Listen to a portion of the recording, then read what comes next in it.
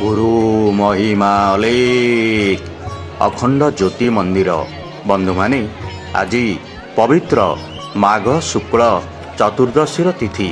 ଆପଣମାନେ ତ ଦେଖିଲେ ପ୍ରଥମ ଭିଡ଼ିଓରେ ଜୋରନ୍ଦା ଅଖଣ୍ଡ ଧୁନି ମନ୍ଦିର, ଶୂନ୍ୟ ମନ୍ଦିର, 21 ହାତିଆ ଟୁଙ୍ଗି ଏବଂ ମହିମା ଗାଦିରେ କିପରି ଝାଡ଼ ଜଳାଯାଏ ଏବଂ ବ୍ରହ୍ମ ଧୁନିରେ ଘୃତାହୁତି ହୁଏ। ଆଜି ଚାଲନ୍ତୁ ବୁଲିବା ଅଖଣ୍ଡ ଜ୍ୟୋତି ମନ୍ଦିରରେ କିପରି ଭାବରେ ବାବାମାନେ ଘୃତାହୁତି କରନ୍ତି ଏବଂ ଝାଡ଼ବତୀରେ ଘୃତାହୁତି କରନ୍ତି ଦେଖିବା। ଦେଖନ୍ତୁ ବନ୍ଧୁମାନେ, ଇଏ ହେଉଛି ଅଖଣ୍ଡ ଜ୍ୟୋତି ମନ୍ଦିର ପାଖରେ ଥିବା ଅଖଣ୍ଡ ଧୁନି ମନ୍ଦିର। କୌପିନଧାରୀ ସମାଜ ବାବାମାନେ ଦେଖନ୍ତୁ ଛିଡ଼ା ହେଇଛନ୍ତି।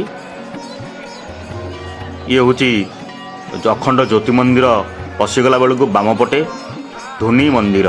ଚାଲନ୍ତୁ ଦେଖିବା ଧୁନି ମନ୍ଦିରରେ କିପରି ଘୃତାହୁତି ହୁଏ।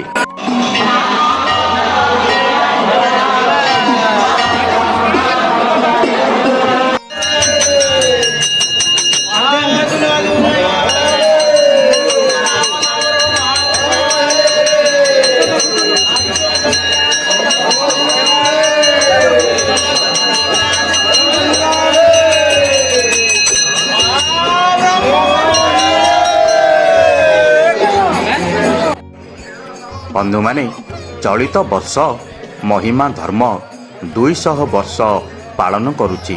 1826 ମସିହାରେ ମହିମା ସ୍ୱାମୀ ପୁରୀରେ ଦେଖା ଦେଇଥିଲେ। ସେଥିପାଇଁ 1826ରୁ 2026 ମସିହା 200 ବର୍ଷ ପୂର୍ତ୍ତି ଅବସରରେ ଦେଖନ୍ତୁ କେଡ଼େ ସୁନ୍ଦର ଭାବରେ ଅଖଣ୍ଡ ଜ୍ୟୋତି ମନ୍ଦିରରେ ଏଇଠି ଝାଡ଼ବତୀ ଲାଗିଛି। ବାବା ଭକ୍ତମାନଙ୍କୁ ବିଭୂତି ଲଗାଇ ଦେଉଛନ୍ତି। ଇଏ ହେଉଛି ଅଖଣ୍ଡ ଜ୍ୟୋତି ମନ୍ଦିର ସମ୍ମୁଖର ଦୃଶ୍ୟ। ବନ୍ଧୁମାନେ, ଆପଣମାନେ କେତେବେଳେ ସମୟ ପାଇଲେ ଜୋରନ୍ଦା ମହିମା ଗାଦି ନିକଟରେ ଥିବା ଅଖଣ୍ଡ ଜ୍ୟୋତି ମନ୍ଦିରକୁ ଥରେ ବୁଲିବାକୁ ଆସନ୍ତୁ। ଗୁରୁ ମହିମା ଅଲେଖ।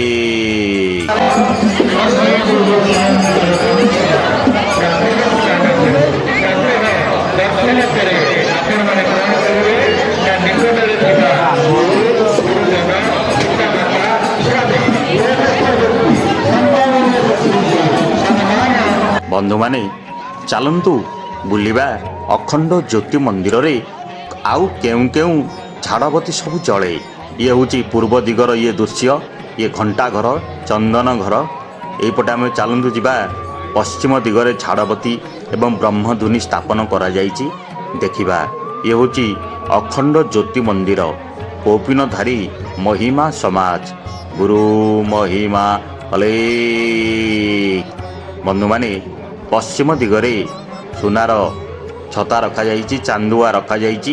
ଏଠି ଭକ୍ତମାନେ ଆସି ନିଜର ମାନସିକ ପୂରଣ ପାଇଁ ନଡ଼ିଆ ଘୃତାହୁତି କରୁଛନ୍ତି। ଇଏ ହେଉଛି ପଶ୍ଚିମ ଦିଗର ଦୃଶ୍ୟ। ଦେଖନ୍ତୁ ବନ୍ଧୁମାନେ, ଏଠି ମଧ୍ୟ ବ୍ରହ୍ମ ଧୁନି ମଣ୍ଡପ ସ୍ଥାପନ କରାଯାଇ ଏଇଠି ଧୁନି କରାଯାଉଛି। ଦେଖନ୍ତୁ ତା ବାମ ପଟେ ଏଇଠି ମଧ୍ୟ ଝାଡ଼ବତୀ ଲାଗିଛି। ଇଏ ହେଉଛି ପ୍ରସିଦ୍ଧ ଅଖଣ୍ଡ ଜ୍ୟୋତି ମନ୍ଦିର।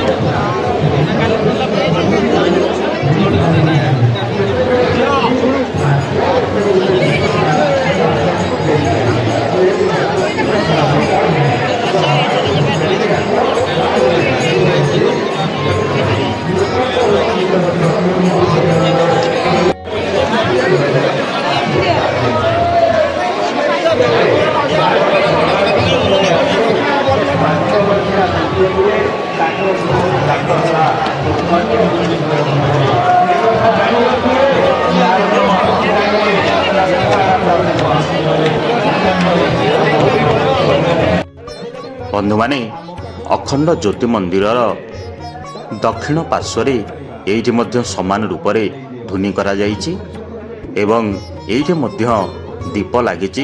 ଅଖଣ୍ଡ ବତୀ ମଧ୍ୟ ଏହି ସ୍ଥାନରେ ଲାଗିଛି। କୌପିନଧାରୀ ମହିମା ସମାଜ ଉପାସନା ପୀଠ ମହିମା ଗାଦି ଜୋରନ୍ଦା। ବନ୍ଧୁମାନେ ଚାଲନ୍ତୁ ବୁଲିବା ଯେଉଁ ସ୍ଥାନରେ କୌପିନଧାରୀ ମହିମା ସମାଜର ଅଖଣ୍ଡ ଧ୍ୱନି ମନ୍ଦିର ଏବଂ ଯେଉଁ ସବୁ ଉପାସନା ପୀଠ ଯେଉଁ ମନ୍ଦିର ଗୁଡ଼ିକ ସବୁ ନୂତନ ଭାବେ ନିର୍ମାଣ ହେବ ସେହି ସ୍ଥାନରେ ଚାଲନ୍ତୁ ବୁଲିବା କିପରି ଭାବରେ ଝାଡ଼ବତୀ ଲଗାଯାଇଛି ଏବଂ ଧୂନି କୁଣ୍ଡ ପ୍ରସ୍ତୁତ କରି ଧୂନି କରାଯାଉଛି। ଚାଲନ୍ତୁ ଦେଖିବା। ଇଏ ହେଉଛି ସେହି ଦଲକ। ଏହି ସ୍ଥାନରେ ଜୋରନ୍ଦା ମେଳା ସରିଗଲା ପରେ ସାଙ୍ଗେ ସାଙ୍ଗେ କାମ ଆରମ୍ଭ ହୋଇଯିବ ଏବଂ ମୁଁ ଅପଡ଼େଟ୍ କରିବି। ଆପଣମାନେ ଭିଡ଼ିଓ ଗୁଡ଼ିକ ଦେଖିବେ ଏବଂ ଲାଇକ୍ ସେୟାର ଏବଂ ସବସ୍କ୍ରାଇବ୍ ଚ୍ୟାନେଲ୍ କରିବେ। ଇଏ ହେଉଛି ଉପାସନା ପୀଠ ବା ଦଲକ, ଯେଉଁ ସ୍ଥାନରେ କିଛି ଦିନ ମଧ୍ୟରେ ଆରମ୍ଭ ହୋଇଯିବ ନୂତନ ମନ୍ଦିର କାମ। ଗୁରୁମାନେ ଦେଖନ୍ତୁ, ବନ୍ଧୁମାନେ ଭକ୍ତମାନେ ଛୁଟି ଆସୁଛନ୍ତି ଅଖଣ୍ଡ ଜ୍ୟୋତି ମନ୍ଦିର ପାଖରେ ଯେଉଁ ଦଲକ ଅଛି ସେହି ସ୍ଥାନରେ ଘୃତାହୁତି କରିବା ପାଇଁ ଝାଡ଼ବତୀ ମଣ୍ଡପ।